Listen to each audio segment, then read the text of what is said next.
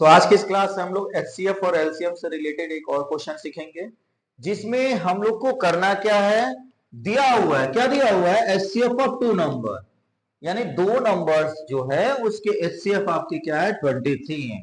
तो जो भी गिवन है पहले हम लोग उसको ही लिख लेते हैं, बार बार हम लोग को क्वेश्चन पढ़ने से बच जाएंगे। जब भी कोई क्वेश्चन स्टार्ट हो, जो भी क्वेश्चन में गिवन हो, क्वेश्चन पढ़ते जाए, उसको लिखते जाइए, जिससे स्टेटमेंट बार बार आपको क्वेश्चन पढ़ने की आपको जरूरत नहीं रहेगी। HCF of two number is 23। Two numbers है जिसमें से उनका एचसीएफ क्या दिया हुआ है, 23 दिया हुआ, तो एचसीएफ क्या दिया हुआ है, 23 दिया हुआ है। ठीक है, एंड देयर एलसीएम, एलसीएम क्या दिया हुआ है, 1449। एलसीएम कितना दिया हुआ है, 1449। If one of the number, जिनमें से एक नंबर जो आपका फर्स्ट नंबर है, मान लेते ए है, तो वो क्या दिया हुआ है, 161।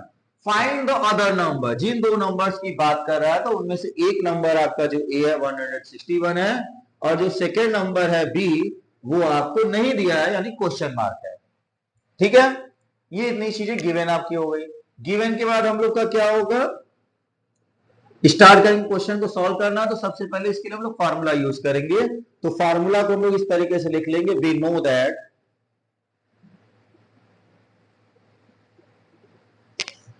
वी नो दैट में क्या लिखेंगे, प्रोडक्ट ऑफ नंबर्स, क्या है,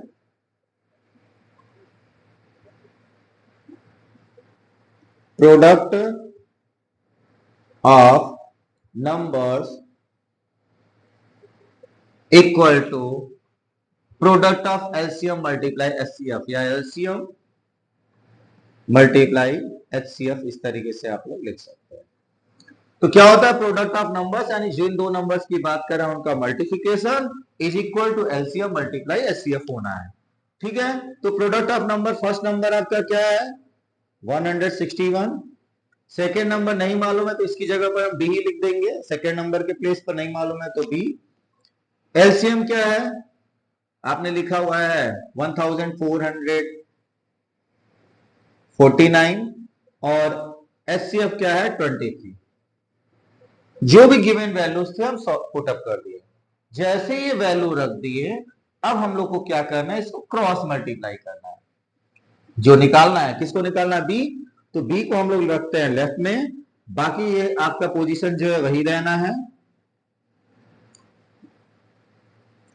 मल्टीप्लाई में क्रॉस जाएगा, तो क्रॉस में जब भी सारी चीजें मल्टीप्लाई में होती है, तो क्रॉस में अगर एक तरफ मल्टीप्लाई में है तो दूसरी तरफ डिवाइड जाएगा। इस तरीके से इनकी पोजीशंस चेंज होती है। ये यहां चले जाएंगे और यहाँ का वैल्यू यहाँ, यहां से यहाँ और यहां से यहाँ।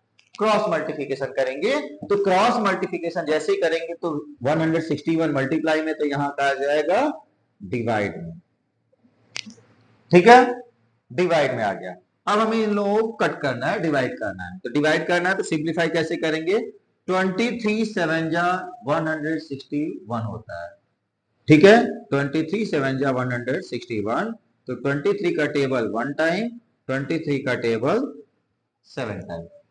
यहां तक क्लियर है। अब 7 से इसको डिवाइड कर दीजिए, तो 7 से इसको डिवाइड करेंगे तो क्या हो जाएगा, 7 2 जा 14,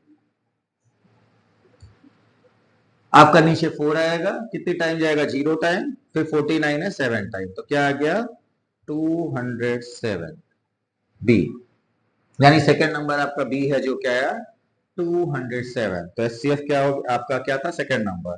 ठीक है, तो then hence the other number B. जो भी आपसे क्वेश्चन पूछे उसको स्टेटमेंट बना दीजिए।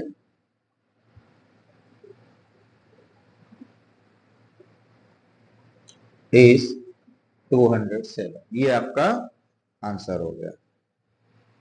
ठीक है, ये फार्मूला कब यूज करना है, जब दो नंबर्स हो और उसका एचसीएफ और एलसीएम, ये चार चीजें, उनमें से अगर कभी भी आपको एक चीज नहीं पता है, इन चार चीजों में टू नंबर्स हैं जिनका एचसीएफ और एलसीएम निकाला गया है, और उसमें से एचसीएफ या एलसीएम या दो नंबर्स में से कोई एक नंबर मिस हो, कोई भी चार चीजों में से एक चीज आपको नहीं पता है, तो इस फार्मूले को यूज कर सकते हैं। ठीक है, कैसे किया आपके सामने है, product of numbers is equal to LCM multiply HCF.